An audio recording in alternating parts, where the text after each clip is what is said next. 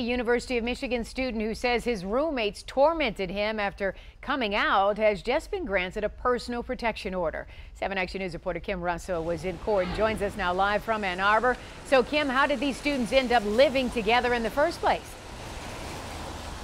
Well, he leased an apartment through the company Landmark. It's an apartment company, but they leased like dorms. So he ended up with 3 roommates he didn't know. And right away, there were problems. One of the problems centered around the fact that Matthew Mansour, the person who filed for this PPO in court, he had a therapy dog and his roommates didn't want to live with the dog. So one of them testified in court today admitting that he urinated in the dog's dish as retaliation.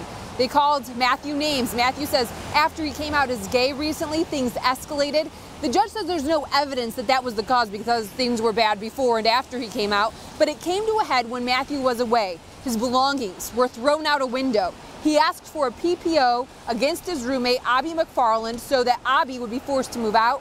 Abby testified that he had guests over who did most of the damage. The judge didn't buy it and issued the PPO.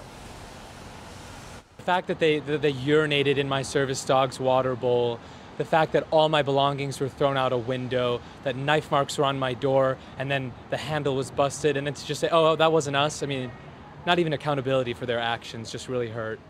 When people at the University of Michigan take money for housing, they should have alternative mechanisms to resolve disputes that are amicable when roommates don't get along. And unfortunately, they didn't, and they dropped their problems on the doorstep of the courthouse. So you just heard from the attorney representing the roommate that's now going to be facing eviction because of this PPO. In the meantime, Matthew's attorney says this should send a message to everyone living in student housing.